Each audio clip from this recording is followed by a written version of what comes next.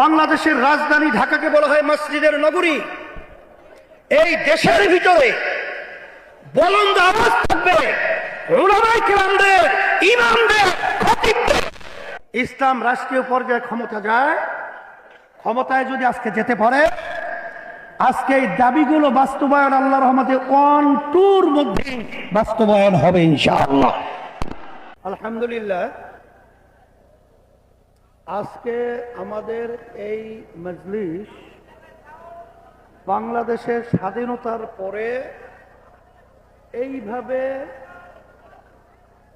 ইমাম, খতিব সম্মানিত তাদেরকে নিয়ে সর্বপ্রথম এই ধরনের একটা মজলিস আল্লাহ কবুল করছেন। এর মাধ্যমে বোঝা যায় যে 5ই আগস্ট 2024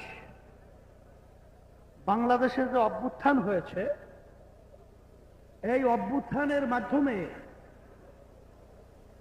এখন বাস্তবতা হলো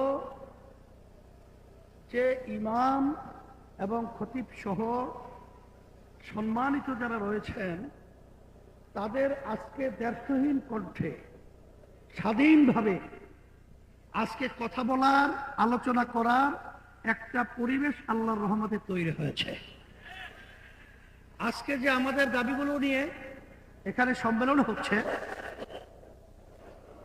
আমার মন বলছে যে আল্লাহর রহমতে সারা বাংলাদেশে সফর করার পরে 53-54 বছরে আমাদের দেশে ইসলামের পক্ষে উলামায়ে কেরামদের আজকে তাদের পক্ষে যে মাঠ তৈরি হয়েছে, এই মাঠ কিন্তু আগে 53 বছরে আমরা দেখি নাই। এখন আমাদের এই দাবিগুলো বাস্তবায়নের জন্য আমাদের আজকে শপথ দিতে হবে, প্রতিজ্ঞাবদ্ধ হতে হবে যে এই বাংলাদেশে শতকরা 92 জনের মতো মুসলমান বসবাস করে।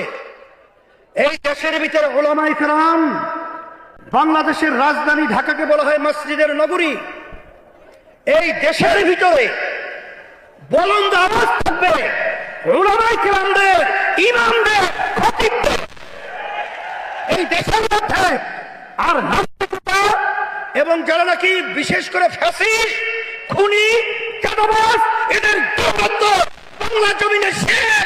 আমি বলবো বাংলা আজকে মাটি তৈরি হয়েছে, আমাদের রোজ করতে হবে, ইমামদের ইজ্জত রক্ষা করতে হবে, খতিবদের ইজ্জত রক্ষা করতে হবে। আজকে যদি ইসলাম রাষ্ট্রীয় পর্যায়ে ক্ষমতা যায়,